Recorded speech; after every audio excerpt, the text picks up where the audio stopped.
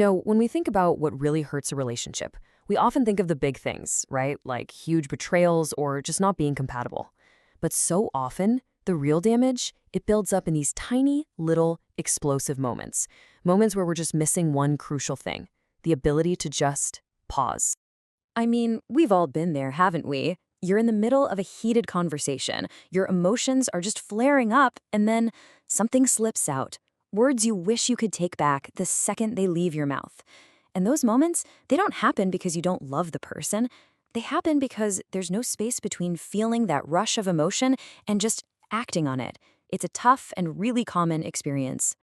So what if you could actually change that reflex? What if you could, install your own biological pause button? Now, this isn't some kind of magic trick. It's a real, practical skill you can learn.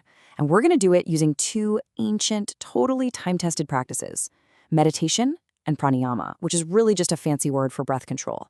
Let's explore how these tools can totally change the way you handle conflict.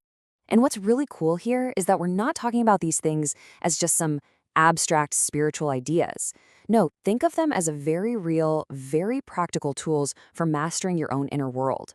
The whole point is to help you show up as the best, most centered version of yourself for your partner, especially when things get a little tense. A strong, healthy relationship, it's really built on a foundation of self-awareness. I mean, if you don't really get what you're feeling and why, it's almost impossible to explain it to someone else, right? And this is exactly where meditation becomes this secret weapon for your relationship. It's the practice of just paying attention, moment by moment, to what's going on inside you. So, the most important thing meditation creates in this situation is something we can call contemplation. And all that is the space between the trigger, your partner says that one thing that always gets under your skin, and your response. It's in that tiny little gap where you get your power back, the power to choose how you're going to act instead of just reacting. And you can really see the difference here. On one side, you've got that impulsive reaction. It's super fast, it's driven by raw emotion, and it almost always leads to arguments and just builds up resentment. But on the other side, you've got a mindful response.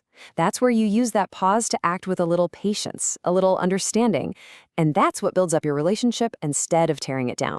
So how do you actually practice this? Well, a really simple way to think about it is to just observe your thoughts like they're clouds drifting across the sky. You see them, you acknowledge them. Like, oh, okay, there's an angry thought. But you don't have to grab onto it and let it turn into a thunderstorm.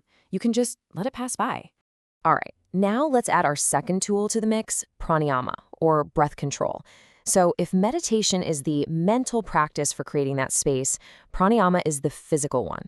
It's basically the science of using your own breath to directly change how you feel, emotionally and mentally.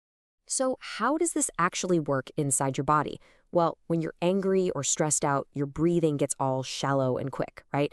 But the moment you consciously start to breathe deeply and slowly, it flips a switch. It activates your parasympathetic nervous system. That's your body's rest and digest mode. It's like hitting the brakes on stress. And that immediately reduces physical tension, the mental fog starts to lift, and your rational brain kind of comes back online. It's pretty much impossible for your body to stay in a state of high alert while you're breathing like that. Okay, so we've talked a lot about the why. Let's get into the how. And the best part is, you don't need to go on some week-long silent retreat to feel the benefits. We're talking about really simple, easy techniques that you can start using in your daily life, like today. And listen, the key is to start small. Seriously, don't feel like you have to meditate for an hour on your first go. Just 5, maybe 10 minutes of consistent practice a day is more than enough to start rewiring your brain and create some real, lasting change in how you handle stress. So here are 3 super powerful but simple techniques. First up is Nadi Shodhana, or alternate nostril breathing. It sounds complicated, but it's not. You just gently close one nostril, breathe in through the other, then switch sides to breathe out. It physically balances your breath, which helps balance your mind. Next is Brahmari, the humming bee breath. You just make a gentle humming sound as you exhale, and that vibration is amazing for finding instant calm. And finally, there's Ujjayi, the victorious breath. You make a soft ocean sound in the back of your throat as you breathe. It's fantastic for focus. Now, while these are great habits to build, you don't need to stop and do a whole 10-minute session in the middle of an argument. In those moments, just remember this number: 1. That's it. Sometimes all it takes is one single, conscious, deep breath before you speak. And that one breath can be the entire difference between a conversation that moves you forward together and a fight that creates resentment that lasts for weeks. That's the real power of the pause. And hey, Why not make this a shared practice? I mean, imagine the power of meditating together for just a few minutes each morning, or using one of these breathing techniques as a team when things get stressful. It creates this shared space of peace and sends a message that you're both committed to navigating challenges from a place of calm and understanding. So, really, this is what it all boils down to, a fundamental choice. These tools, they don't get rid of arguments or disagreements entirely, but what they do is give you a choice in those critical moments. So the next time you feel those emotions starting to run high, just ask yourself, am I going to let my impulses drive me to react? Or am I going to use that pause to consciously respond? The entire quality of your relationship might just depend on that simple choice.